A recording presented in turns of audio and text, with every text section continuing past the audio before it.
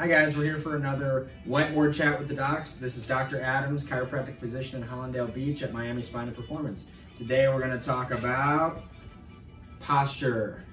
Posture is one of the things that me, being a chiropractic physician, probably gets asked about more than just about anything. So that's something I wanted to talk about with you guys today. There's a lot of misconception about, well, what is good posture, what is bad posture?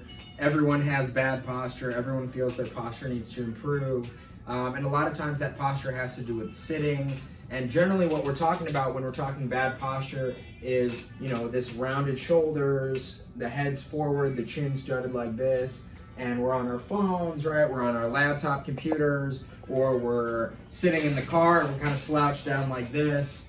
We're looking forward, we're multitasking, and so what happens is, in this busy world full of technology, technological innovation, cell phones, laptops, etc., people tend to neglect their posture a little bit, and frankly, it's very difficult to maintain great posture. I think another misconception is that great posture is sitting up super straight, right? Like this military style posture. Well, an over-exaggerated posture like this is also not great, and people find that if they try to sit with their shoulder blades back and their chin tucked and they're just kind of tensed up all the time, that gets uncomfortable as well, right?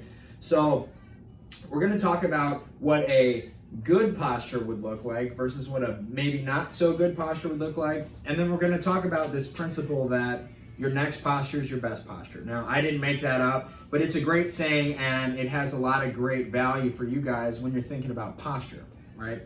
So, in general, what I like to tell my patients is to think about posture as not making your spine straight, but making your spine long, right? So what we want is, we want to try to avoid too much compression on our spinal column, right? And that means neck, lower back, upper back, all the areas that tend to get achy if we're sitting too long with poor posture. So what I'll tell people to do is imagine that you have a string or something at the top of your head, and I just want you to just lift the top of your head straight up to the sky like this, right through the center of your head, right up to the sky, right? And so what that's doing is it's sort of unwinding me just a bit, it's lifting me up, but I'm not hyperextending, I'm not aggressively tucking my chin back or anything like that. It's just keeping me nice and tall. Now, of course, you're sitting, everything's in front of you, right? Some people might have a big computer setup where they're turning, but for the most part, things are directly in front of us. We're not doing much over our head, we're not looking behind us. So naturally, over time, whether it's writing, whether it's reading, whether it's computer stuff, you're going to be sort of drawn forward as you get involved in your work, right? So it's just not realistic necessarily to maintain this great posture, right? Now, there's a couple of things that you can do on your own, and I'll give you one example here, which is you can use something like this, which is a Mackenzie lumbar roll. And you can put this on your lower back, and it sort of helps prop you up, right? Like, even if I try to slouch, it sort of prevents that complete slouch posture, right? I can still put my chin forward, but I can't really slouch down into my chair. So we can use postural tools like that. There are certain chairs that are ergonomically better than others. There's different inserts for the car. Now, I don't want you guys to go crazy with that, but the Mackenzie Institute makes the lumbar roll, and that's a great option for most people. Not everybody's going to respond well to that, but most people's spines are going to be happy with that. And the reason for that is the next topic that I want to talk about, which is talking about spinal curves, right? So our spine is not meant to be straight up and down, right? Our spine is curved like an S, okay? So just to give you guys an example here, if you have this is our head, right? Our cervical spine is curved that way, our thoracic spine is curved that way, and then our lumbar spine is curved again. Now, of course, this is an exaggeration, but really our spine makes more like an S or a squiggly line, right? So if you look at my neck from the side, there is a little bit of an arch here. It's not meant to be straight up and down. Your upper back is actually meant to be rounded slightly in your thoracic spine, and then you're meant to have a little bit of extension or a little bit of an arch of your lower back. Now, this varies from person to person, right? We've all seen that person that has the extreme kyphotic deformity here, and they can barely lift their head up past neutral. We've also seen people that have an overly arched lower back. And sometimes in those cases, it's an issue of certain muscles being tight, others being weak. Maybe they need some chiropractic adjustments in their life. But sometimes it's just structural, especially slight variations, or it's something that happens over time in the case of an older individual, maybe with some degeneration and spondylosis and things like that. So what we want to do when we're sitting is we want to somewhat maintain those curves. The spine likes sort of living within a few degrees of what its natural curve is, right? Which is why low backs get so sore when we sit in this slouch posture, because we're taking that natural curve, right, that arch, and we're making it round in the opposite direction, right? And people tend to not get as much upper back pain as neck and lower back pain, because if you think about sitting posture, yes, we're excessively rounding the upper back, but its natural curve is that rounded position, right? So we're pushing it more into what it's used to.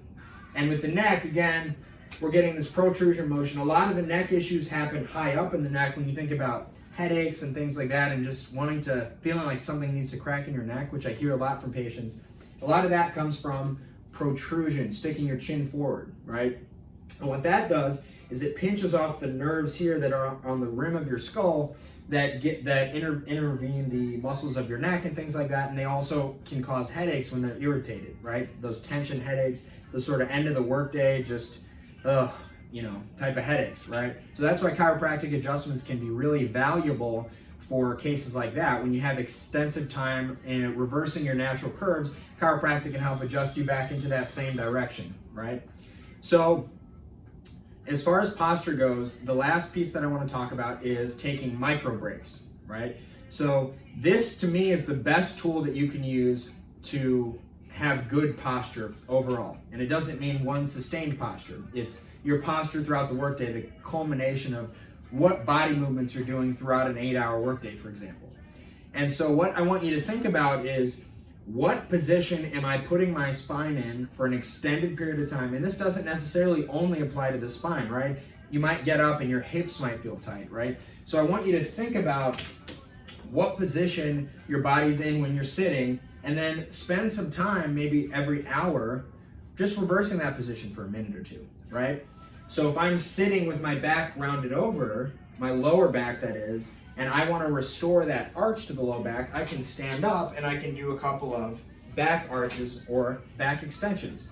If my hip is flexed, I want to extend my hip, so I want to bring it behind me and maybe stretch the front of my hip like this. If my neck is protruded forward this way, I might want to do a couple of chin tucks, right, to reverse that posture. So my number one piece of advice for you is, if you do know that, look, you've tried a standing desk, maybe you've got an ergonomic chair, and your body just is still aching at the end of a workday, and it's distracting, rightfully so. So what I encourage you to do is think about the position of your spine, right? Is it more arched? Is it more protruded? Is your hip flexed?